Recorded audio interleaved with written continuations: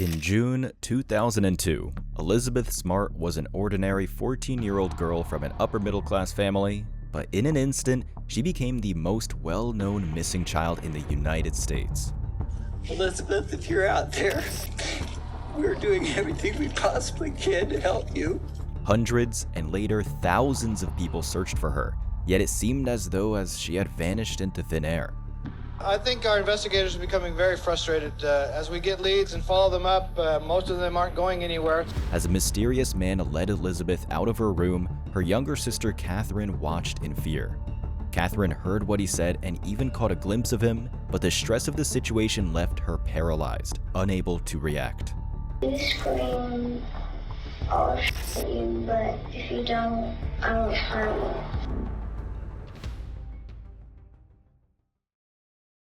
In the early hours of June 5th, 2002, around 3 a.m., an intruder broke into a home in a prestigious neighborhood of Salt Lake City, Utah.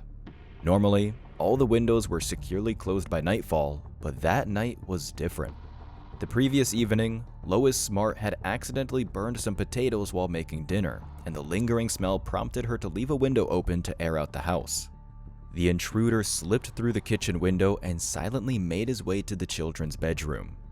He approached the girl's room and whispered to Elizabeth, "You're coming with me, and if you make a sound, you'll regret it." With that, he led the 14-year-old Elizabeth Smart out of the house through the back door. Terrified, Mary Catherine, who had just turned 9, stayed in bed for several hours, paralyzed by fear. When she finally found the courage, she went to wake her parents and told them what had happened. Shaking her father awake, she said, "Elizabeth is gone and you're not going to be able to find her. A man took her." Within minutes, the entire household was awake. The parents frantically searched the children's room before heading downstairs, where they noticed that the window was open and the screen had been cut. It was at that moment that Ed and Lois Smart realized their worst fear. Someone had broken into their home and taken their daughter. I think we were in such disbelief that it could really have happened. The police quickly arrived at the scene, fully aware that this was a serious situation, not a false alarm. Something terrible had happened. Rick Dintz, the chief of the Salt Lake City Police Department, immediately took control of the investigation. The community was deeply shaken and alarmed by the initial news. The idea of such a crime seemed almost unimaginable. Guys, they're quiet.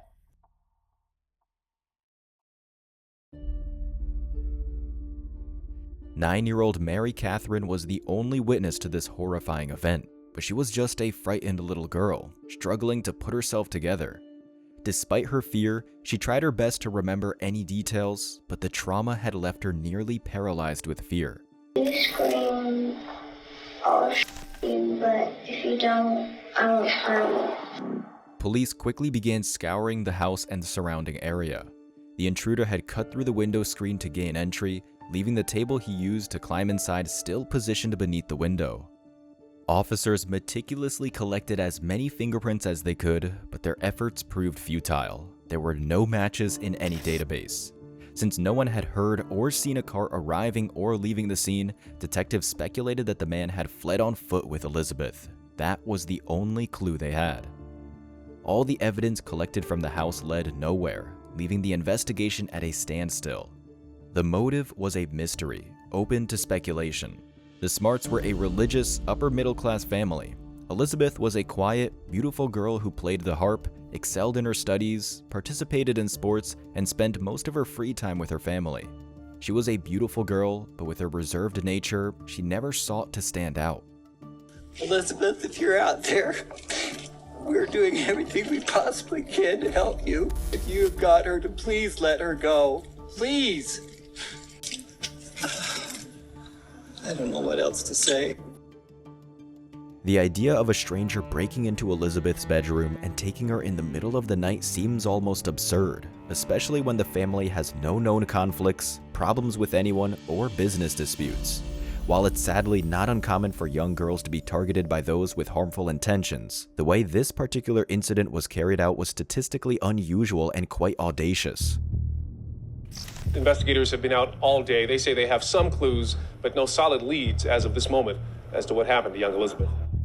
The fact that the intruder exited with Elizabeth through the back door is crucial, as that entrance was not connected to the home's alarm system. This raised the likelihood that he knew exactly where to go, leading detectives to suspect that someone close to the family might be involved. Hello, I'm Tom Smart. I'm Elizabeth's uncle. We're going to search every inch of this state and beyond if we need to till we bring her home. Elizabeth's uncle, Tom Smart, who worked as a photojournalist, was one of the first to respond to his brother Edward's desperate call. He played a key role in making sure that the news of Elizabeth's disappearance spread nationwide as quickly as possible. She's 5 feet 6 inches tall, weighs 105 pounds. She was wearing red pajamas. The search for Elizabeth continues around the clock. The family shared a wide range of photos and videos with the police and media, hoping to give the public a detailed view of Elizabeth from different angles and even in motion. Hi. Are you having fun, Elizabeth? Police brought in search dogs to the Smart home, and the dogs led them to a neighboring street. However, the trail quickly went cold. It was likely that the criminal had left his vehicle there and taken Elizabeth away in an unknown direction. If the initial theory that they had left on foot had been accurate, the investigation could have taken a completely different turn. The police initially suspected Ed Smart, Elizabeth's father. At first glance, it seemed odd that the screen on the window had been cut from the inside, with no signs of fabric or any other materials caught on it. Forensic experts are capable of detecting the tiniest traces of material or DNA, but the screen was clean, which raised suspicions. Additionally, the home's alarm system hadn't gone off. While it was possible Ed knew about the back entrance, it seemed unlikely he had used the same kitchen window for the entry. The most significant factor was the calm behavior of Mr. Smart and his wife, Lois. Although they had shed tears during interviews, they didn't appear as devastated as one might expect. This led detectives to question whether someone within the family might have staged the crime. She is a harp player. She has very strong hands. Hoping every day is the day, and I really honestly thought that yesterday was going to be the day. We have a great sense of comfort and are feeling support all over, and I think that, I'm sorry. As the investigation progressed, the detectives decided to give polygraph tests to all the family members. Unfortunately, it's not uncommon for horrific crimes to be rooted in family issues that are unknown to outsiders. In the Smart case, detectives believed there was enough cause to closely examine the family. A member of Elizabeth Smart's extended family is under increased scrutiny tonight after the results of a polygraph exam came back as inconclusive. Tom Smart, Elizabeth's uncle, underwent a polygraph test after nearly 5 or 6 days of relentless activity and very little sleep. He had been involved in every possible search operation since his niece's disappearance, spoken extensively with the media, and done everything he could to help find her. Tom's polygraph results were deemed inconclusive. He neither failed nor passed the test. The suspicions surrounding Tom Smart quickly escalated, making him appear to be the prime suspect. However, Tom brushed off the accusations, pointing out that anyone who had been awake for 5 days straight and then took a polygraph test would likely fail due to exhaustion and stress. Fortunately, this turmoil didn't last long, and the police were able to clear the entire Smart family of any suspicion. Do you think, Lois, that it had to be someone who either knew her or had seen her? It's hard to know. It's a better guess than someone just randomly walking by your house, going in and taking someone. But I can't imagine who would ever do it. I can't even imagine. Do you jump when the phone rings, Ed? Yes, we all We're jump. just waiting for that phone call to say, we've got her.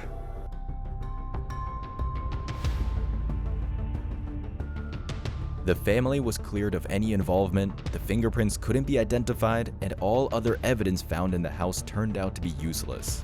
As time passed, the search efforts continued with a large number of people, police, and helicopters, but there was still no sign of Elizabeth Smart. I think our investigators are becoming very frustrated. As we get leads and follow them up, most of them aren't going anywhere. Elizabeth, know that we are trying to help you in every way we can, and please hang in there. We love you very much. Your brothers and sisters send their love. Be strong, Elizabeth. We want you to Be come strong. home. The search was intense. In the first few days, hundreds of people combed the area, and that number grew to thousands as time went on. It seemed like more people joined the search with each passing day. My caution to this suspect, if he is listening, we are going to get you. And if you've got Elizabeth, you better release her now. 100 detectives continue to work this case from various law enforcement agencies. People looked for Elizabeth across southern Utah and even reached into Idaho, doing everything they could. But Elizabeth had seemingly vanished without a trace, something that just doesn't happen.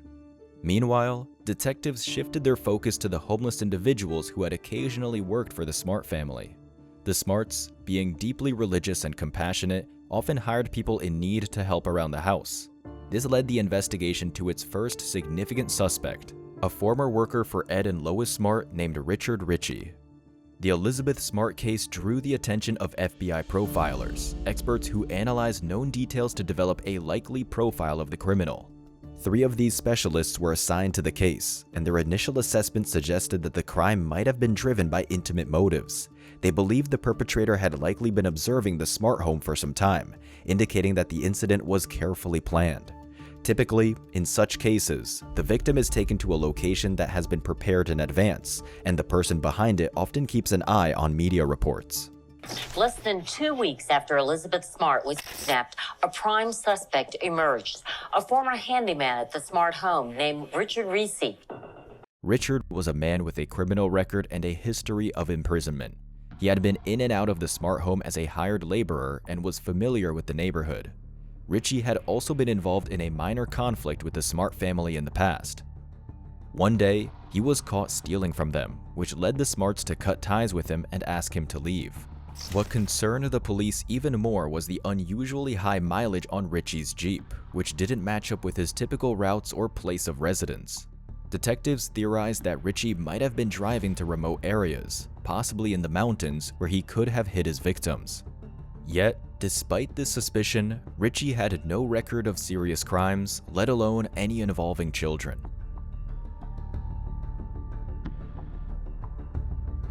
One of the sergeants brought an audio recording of Ritchie's voice to the Smart home for Mary Catherine to listen to. After hearing the recording, she unexpectedly and firmly stated, "No, that's not the voice of the man who took Elizabeth." Ritchie's wife, Angela, also swore that her husband had been at home that night, sleeping beside her in their bed. I truly, in my heart, my mind, and my soul, I know that Richard did not have anything to do with this, and I will stand by him. So you know that your husband had problems in life and he did do some petty stuff, but never anything like this? Never anything like this, never. And never an interest in young children? Never. Okay. Richard Ritchie's life turned into a nightmare as the police tried to force a confession out of him. He was arrested for violating the terms of his parole from previous offenses, placing him in solitary confinement, only allowing him out once a day for further interrogation. The situation began to seem increasingly absurd to the community, journalists, the Smart family, and even other law enforcement agencies. Mary Catherine didn't recognize his voice. Angela insisted he was home that night, yet the police seemed to disregard these key details. No phone call, no visit. I haven't heard his voice since July 7th. While Richard Ritchie was in custody, there was an attempted break-in at the home of Elizabeth's cousin around 3 a.m., the same time Elizabeth had gone missing.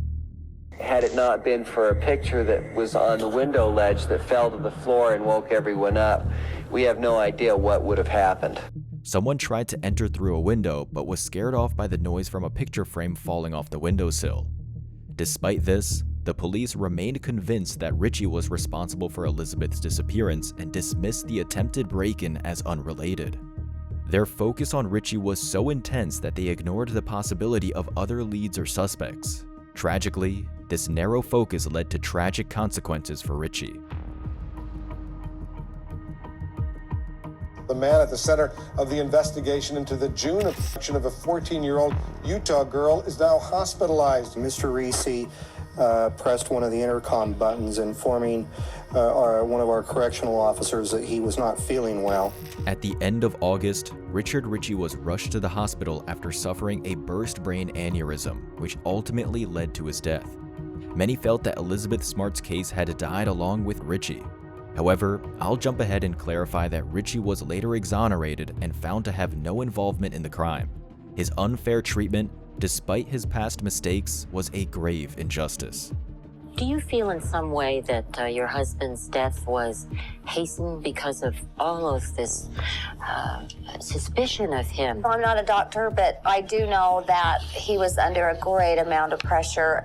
I can't even begin to imagine what someone would feel like being accused of such a heinous crime.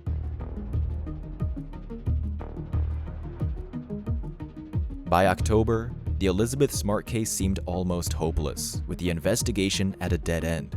But then, an unexpected breakthrough came. Therapy sessions with Mary Catherine began to make progress. On October 12th, the girl suddenly recalled who had entered her room that night. It turned out to be a man who had previously worked at the Smart home, possibly named Emmanuel. We came up to our house. We came in the front door. And when was the next time that you saw this man? The police approached the new information with great caution, showing clear skepticism towards Mary Catherine's account.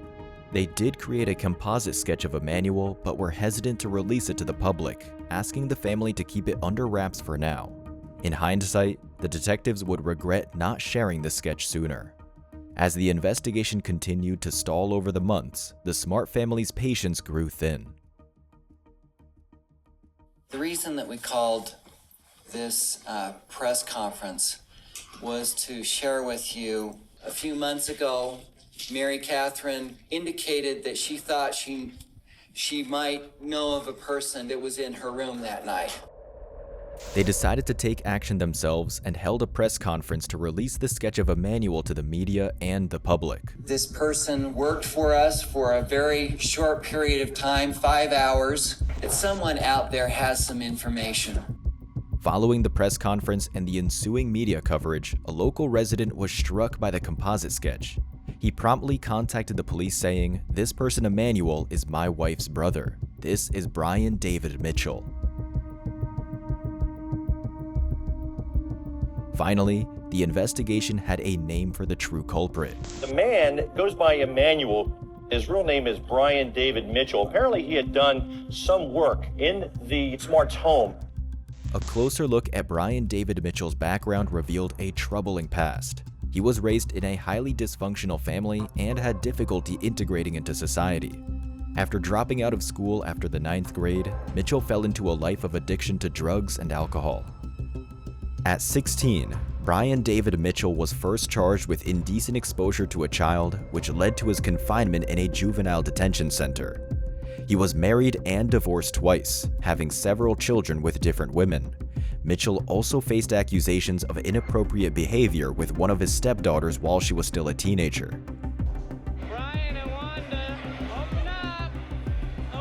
In 1985, Brian David Mitchell married Wanda Barzee, whom he met during a divorce counseling session in the 1980s. Mitchell initially presented himself as a devout and principled man, and Wanda was convinced by this image. However, things soon took a darker turn. The couple left their jobs and chose to live on the fringes of society. Mitchell began adopting a look reminiscent of Old Testament prophets, growing out his hair and beard and claiming to be a prophet sent by God. He started calling himself Emmanuel, professing that he received divine revelations which he recorded in a book, while Wanda Barzee adopted his beliefs and supported his new identity. Mitchell eventually decided he wanted to have 7 wives. When it became apparent that no adult woman would marry him, he convinced himself that he had received a divine message. He told Wanda that God was directing him to find a young woman, and Barzee, always obedient, supported this mission. Mitchell went to Salt Lake City, where he continued his routine of begging and drinking while on the lookout for a young girl to become his new wife. That's when he came across Elizabeth. One day, while Mitchell was begging on the street, Lois Smart happened to be in downtown Salt Lake City. She gave him some money and handed him a business card with her husband's contact details, suggesting he could reach out if he needed a job. Mitchell became a frequent visitor to the Smart home. Although he was there to work on the roof, he often found reasons to go inside and take a look around. He also explored the nearby hills to observe the family's daily routines, paying particular attention to Elizabeth. His preparation for the crime was thorough and extended over a long period. Tonight, the stunning details we're learning about the ordeal of Elizabeth Smart. Most of what detectives learned about the events of June 5, 2005 came directly from Mitchell himself.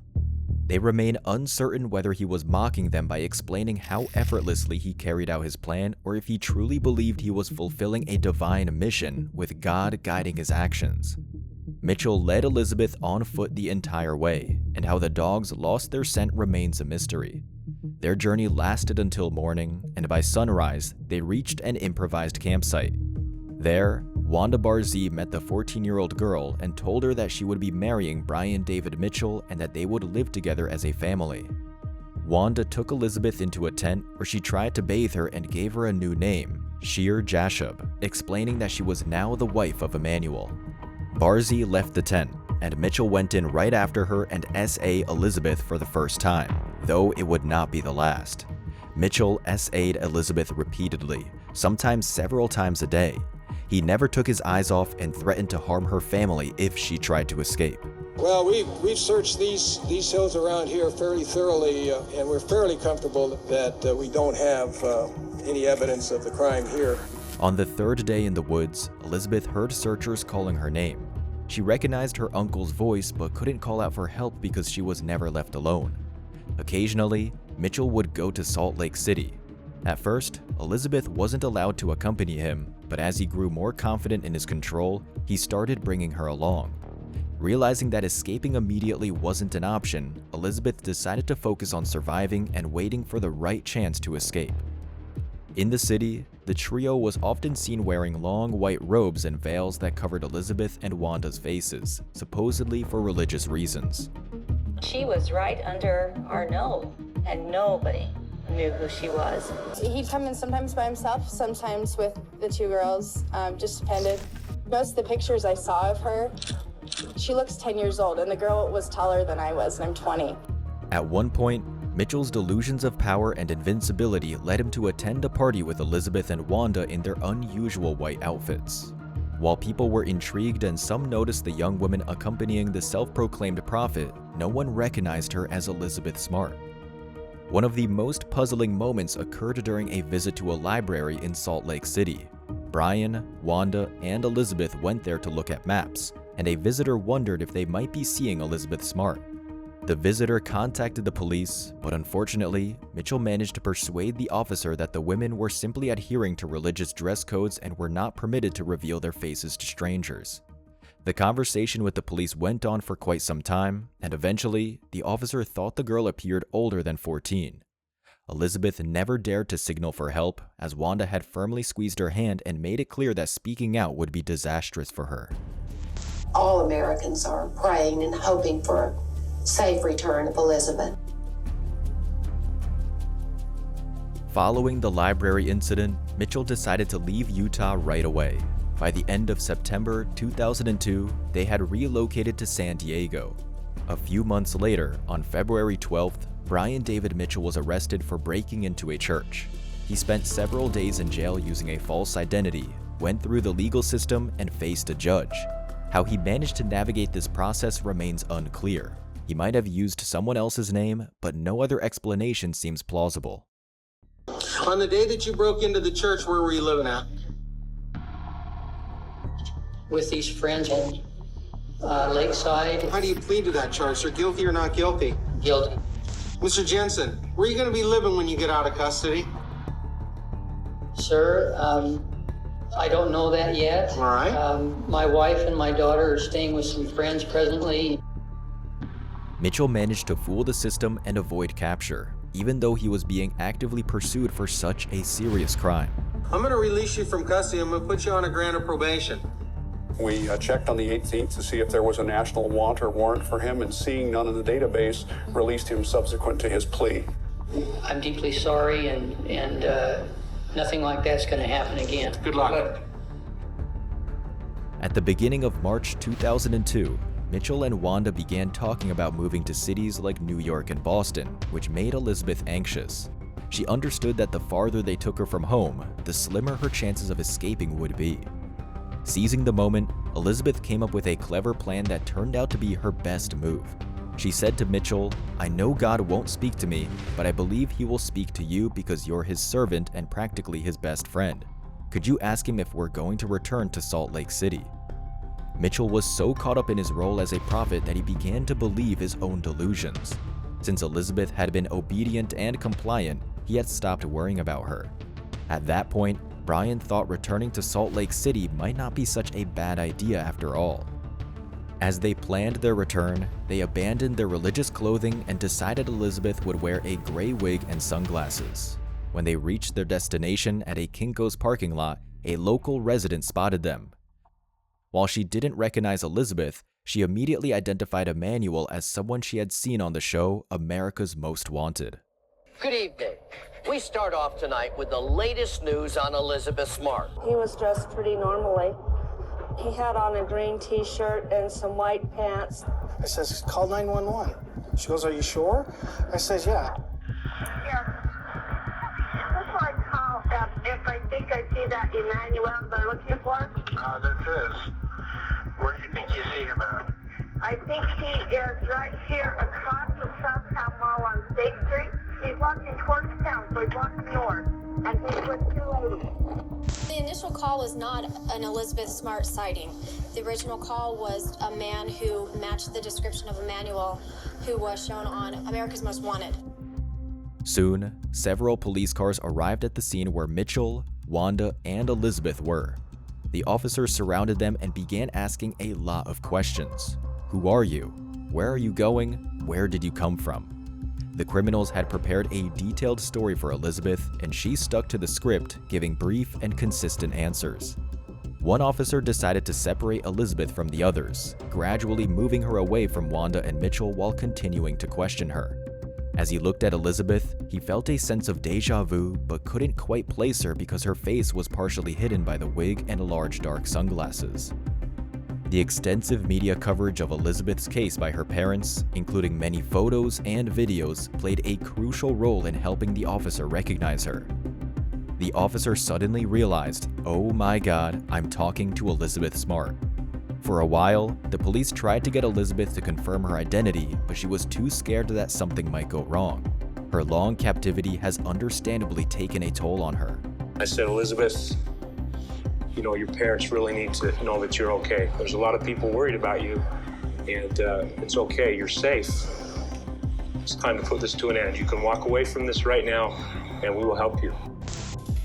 You're watching CNN, the most trusted name in news. We have some news, though, that I want to interrupt our programming to report. The Associated Press is now reporting that Elizabeth Smart has been found alive. When she arrived at the police station, she was asked to remove her wig and sunglasses, which she did with a sense of relief. The officers quickly contacted Ed Smart and asked him to come to the station.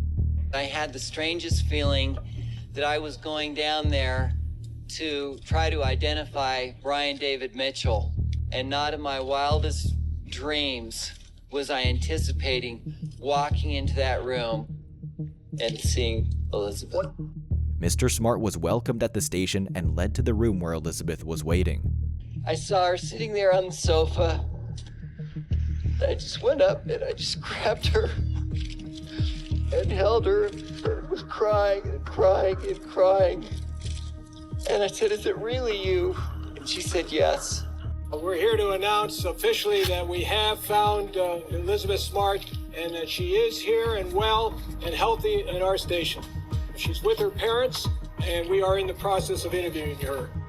Meanwhile, the community around the Smart family's home celebrated by filling the area with balloons. Family, friends, and neighbors all came out to join in the joyous occasion. She said that she had spent months right up here in the mountains through August. I can't believe it. As soon as Elizabeth Smart was rescued, detectives faced a new concern: whether Mitchell and Wanda would ever be brought to justice. They worried that Mitchell might plead insanity and avoid punishment. That reunion, obviously incredibly emotional, obviously incredibly joyful. There's got to be a lot of ups and downs with it. For me, it was just like overwhelming happiness because, I mean, I was out of that terrible situation. I was with my family, I was with my friends. Of course, like I wondered my captors what was going to happen to them. There were numerous questions about Brian David Mitchell's mental health, and he seemed to relish this, almost mocking the detectives. What's your address? My home is heaven. That's the only address I can give you. During the investigation, it was revealed that Mitchell had attempted to break into the home of Elizabeth's cousin. His plan to make her his third wife failed when a picture fell from the windowsill, disrupting his intentions. If you want answers that you can use against me, you know you do. The time is far spent, there is little remaining. Each time Mitchell appeared in court, he would create a scene, shouting, singing, and even reciting scripture. Repent, for the kingdom of heaven is at hand! Wanda Barzee also raised significant concerns. She believed she was the mother of Zion and claimed to have a personal relationship with the late composer Johann Sebastian Bach. Tonight, Elizabeth Smart in court testifying in excruciating detail about her aggression and repeated abuse. When Elizabeth's testimony was finally revealed, it left many in shock, as the most terrifying details had been kept hidden in the early stages of the investigation. We are getting verdicts in as we speak right now. He is guilty on count 1 and guilty on count 2. Ultimately, Mitchell was convicted and sentenced to life in prison without the possibility of parole. I told Brian David Mitchell today in court that whether he received his just sentence here on earth or after this earth life, that one day he will have to be responsible for his actions. Wanda Barzee never went to trial as she accepted a plea deal. She received a 15-year prison sentence but was released early, which caused outrage, not just within the Smart family, but throughout the community. Joining us now, a very special guest, Elizabeth Smart. How hard is it to readjust, to reintegrate yourself back into your family after a horrible ordeal? Well, I think I'm human. I think everybody else is human. We all have good days. We all have bad days. Yeah, there's some days when I'm like, oh, geez, why did this happen? How am I here? But then it passes and I'm like, right, I have something I can offer because of what has happened to me. Elizabeth Smart refused to be defined by her past as the missing girl. Despite the trauma she endured, she chose to focus on the future. Elizabeth completed high school and college, and today she is married with 3 wonderful children. She now travels the world, sharing her experiences and teaching others how to survive and heal from such traumatic events. Elizabeth is also a powerful advocate of legislation for the protection of children.